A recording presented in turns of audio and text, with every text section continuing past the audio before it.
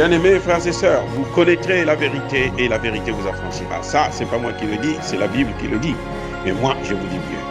Vous connaîtrez la vérité historique, notamment celle de vos ancêtres kémites, et vous aurez une vision globale de ce que c'est que la vraie souveraineté politique. J'ajoute, vous reviendrez à la spiritualité africaine ancestrale et vous comprendrez les enjeux de l'indépendance économique. Et pour terminer, vous accepterez votre identité culturelle kémite et vous obtiendrez deux choses. La première, c'est la paix. La seconde, c'est le développement, à une condition. L'unité de toute l'Afrique noire, l'unité de tous les Noirs du monde entier. Otep à tous, bienvenue sur la chaîne des panafricanistes par essence, par conviction et par excellence. Celle des citoyens kémites par nécessité et obligation de combat. Nous sommes une chaîne qui n'est guidée que par nos ancêtres et rien que par les ancêtres qui appartiennent à l'égrégore du monde noir. Par conséquent, nous ne croyons en aucun Dieu venu de l'étranger. Toutefois, cette vidéo n'est aucunement destinée à inciter à la haine ou à la violence, car nous menons un combat qui est d'abord et avant tout spirituel, ensuite il est politique, géopolitique et géostratégique, contre l'impérialisme, le colonialisme, le néocolonialisme et l'endocoloniat, qui sont tous bien entendu des crimes contre l'humanité. Sur la base du principe fondamental que nous avons hérité de nos ancêtres kémites, qu'on appelle la Mahat, c'est-à-dire solidarité, vérité et justice. Vous êtes donc en droit de connaître la vérité. Et nous avons l'obligation de vous dire la vérité et rien que la vérité, afin que justice soit rendue au continent africain. Et ça, c'est notre modeste contribution dans cette noble lutte en faveur de la souveraineté, la dignité, la solidarité et l'unité africaine. Ça, c'est ce que nous appelons le panafricanisme. Bien-aimés frères et sœurs, je me pose la question de savoir quel est le problème de Macky Sall?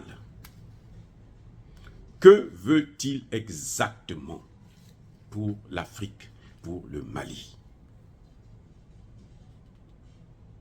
De quoi je me mêle?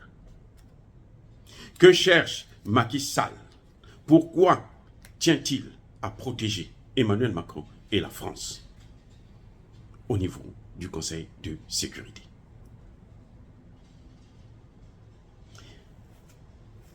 Est-ce que Macky Sall veut faire comme son grand-parent, Léopold Sédar Senghor, qui, avec Houphouët-Boigny, ont aidé De Gaulle à saboter, à boycotter les indépendances? Ça, c'est la vraie question. Pourquoi je me pose cette question?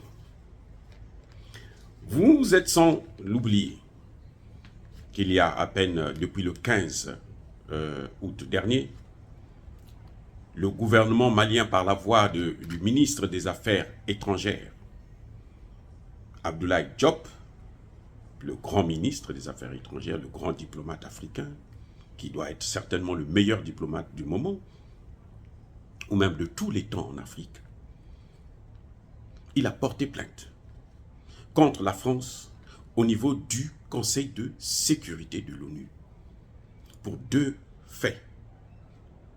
Le premier fait, la violation répétée de la souveraineté malienne, et notamment du ciel malien, par des avions français. Et il a étayé cette plainte, notamment ce premier fait-là, par des preuves. Il a donné des dates, les heures précises, le type d'avion qu'ils ont utilisé et toutes les informations nécessaires. Et ça, c'est incontestable puisque même les Français eux-mêmes reconnaissent qu'il y a eu un moment où la France a violé l'espace aérien du Mali. La deuxième, qui n'est pas la moindre, qui est d'ailleurs même la plus grave, c'est que la France soutient les terroristes. La France donne des informations aux terroristes. La France donne des armes aux terroristes pour qu'ils attaquent le Mali, pour qu'ils attaquent l'Afrique, pour qu'ils attaquent le Sahel, pour qu'ils déstabilisent le golfe de Guinée, pour qu'il déstabilise les pays africains, y compris l'Algérie.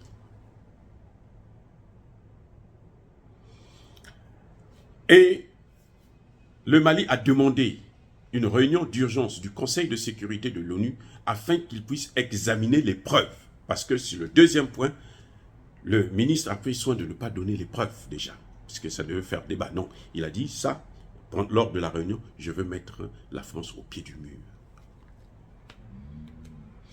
Tous les obstacles sont en train de se multiplier pour empêcher à ce que cette réunion puisse avoir lieu, pour empêcher à ce que nous puissions connaître la vérité, pour empêcher à ce que justice soit rendue au Mali et au continent africain tout entier. Je vous apprends encore, pas plus tard qu'il y a 2-3 jours, le même ministre a saisi les instances, les hautes instances africaines, c'est-à-dire la CEDEAO et l'Union africaine, pour qu'ils puissent soutenir cette revendication, cette demande, cette requête du Mali. Et puis voilà, comme par un coup de baguette magique, c'est Macky Sall qui sort, qui dit « Cette affaire-là ne doit pas aller plus loin, il faut qu'elle s'arrête ». Il va mener une diplomatie offensive pour empêcher le Mali à faire exploser la vérité. Ça, c'est Macky Sall qui prend la décision. Et il ajoute, il ne faut pas humilier la France, il ne faut pas exposer la France, il ne faut pas éclabousser les crimes de la France. Il ne faut pas que le monde entier puisse savoir que la France est un État terroriste. C'est comme ça que nous interprétons l'intervention de Macky Sall dans cette affaire. C'est pour ça que je me pose la question de quoi je me mêle. Que veut Macky Sall finalement? Nous savons que Macky Sall est un valet de la France. Et qu'un valet ne prend jamais l'initiative sans demander l'accord de son patron. Mais que la France puisse lui demander ça ouvertement. Macky Sall, nous savons aussi qu'il ne peut pas le faire au nom de l'Union africaine, parce que le Mali a écrit à l'Union africaine pour dire « j'ai besoin de votre soutien ». Donc, le Mali ne peut pas soutenir la partie adverse européenne. Et plutôt le Sénégal ne peut pas soutenir la partie européenne. Parce que le Sénégal ne fait pas, jusqu'à preuve de contraire, partie du territoire du continent européen. Le Sénégal fait partie de l'Afrique et c'est l'Afrique qui subit. Il n'y a pas que le Mali. Il y a le Niger, il y a le Burkina Faso, il y a le Tchad, il y a la RDC, le Congo démocratique, il y a maintenant Al-Qaïda au Congo démocratique aussi, je vous informe, bien-aimés frères et sœurs. Il y a le Togo, il y a le Mali, il y a la Côte d'Ivoire, mais j'en passe, y compris le Sénégal. Pourquoi il ne veut pas que l'on puisse savoir la vérité? Est-ce que ce n'est pas parce qu'il est aussi acteur, c'est-à-dire qu'il est complice de la France pour détruire les pays africains? Qu'est-ce que la France lui réserve en retour? Un troisième mandat, c'est ça? C'est pour ça qu'il veut vendre l'Afrique? Pour son putain de troisième mandat? Non, non, non, non, non, non, non, non, non, non, non, non. Nous n'allons pas tolérer ça. Le principe, la doctrine africaine se caractérise par 3 mots. Solidarité, vérité et justice. Nous voulons connaître la vérité dans cette affaire. Nous voulons savoir d'où vient ce mal. Qui finance les terroristes? La question a déjà été posée en France même, au Parlement français, par Jean-Luc Mélenchon. Ce n'est pas par moi. Nous, on n'est pour rien. Nous, on regarde seulement, on écoute, on lit. Jean-Luc Mélenchon a posé la question à la France. Hein? Il a posé la question de savoir qui finance le terrorisme. Vous voyez, Macky Sall n'est même pas membre du Conseil de sécurité de l'ONU. Encore s'il était membre du Conseil de sécurité de l'ONU, membre non permanent au moins, ça pouvait se comprendre qu'ils se disent, bon, ben écoutez, c'est pas la peine qu'on amène ça là, ainsi de suite. Même, la France est membre permanent du Conseil de sécurité, qu'elle utilise son droit de veto pour bloquer ce dossier.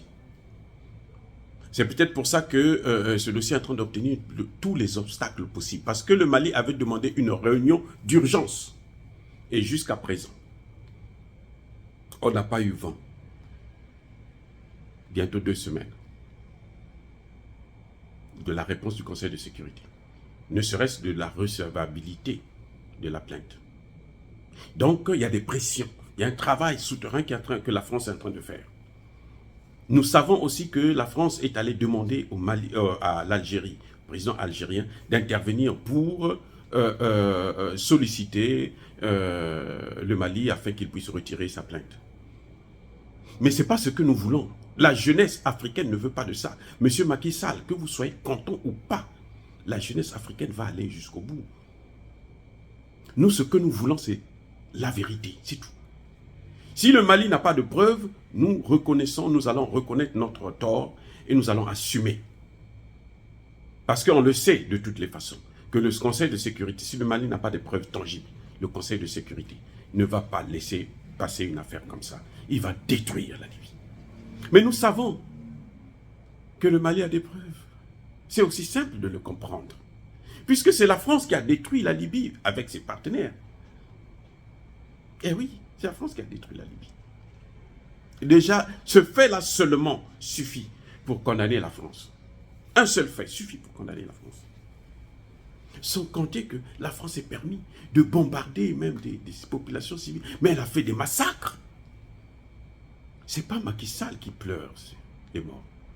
Combien de milliers de soldats maliens sont morts? On les compte par milliers. Alors que la France n'a perdu que 59 soldats dans tout le Sahel. Pas seulement au Mali, dans tout le Sahel.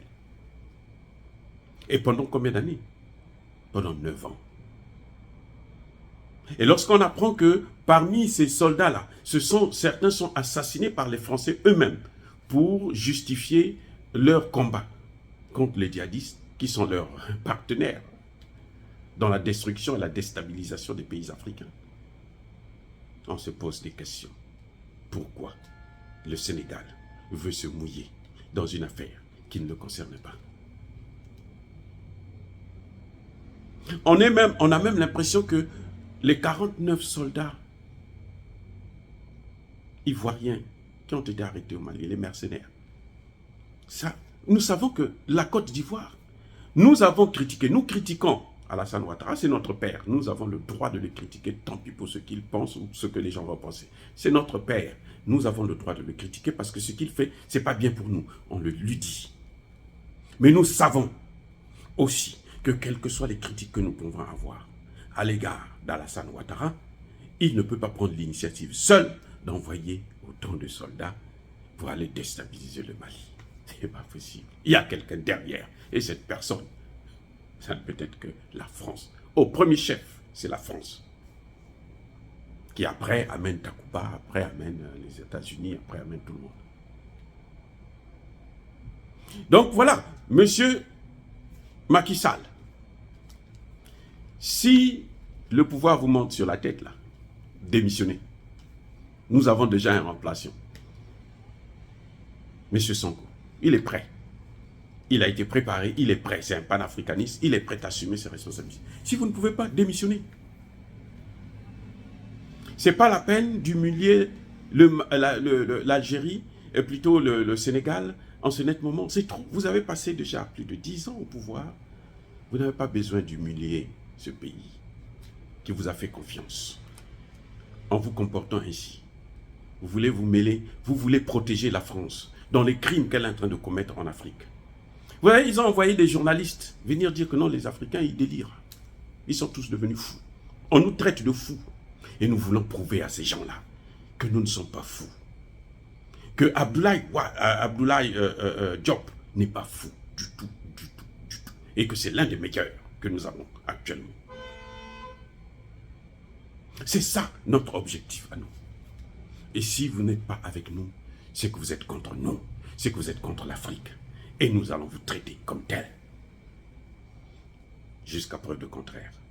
Vous avez vu, lors des dernières législatives là, au Sénégal, vous avez perdu face à l'opposition, menée par Sonko.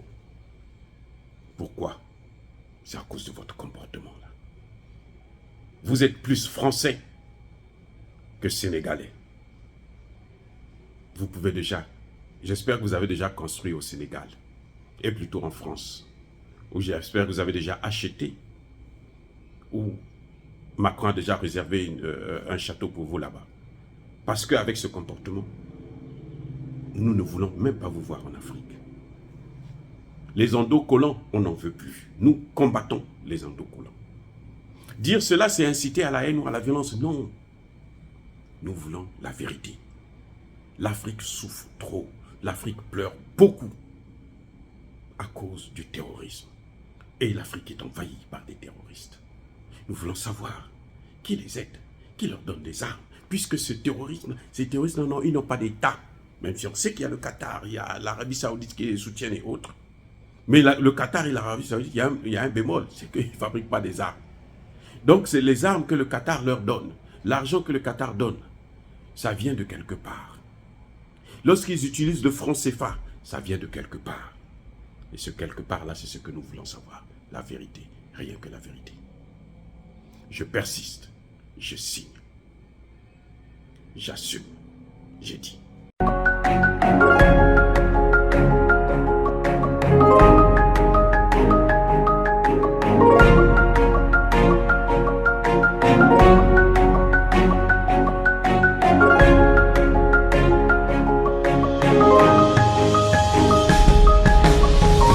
Eux, ils marchent par la foi et non par la vue. Mais moi, je vous conseille vivement de marcher par la connaissance scientifique et historique, notamment celle de nos ancêtres kémites, par les 5 sens et par l'intelligence. Abou Abia.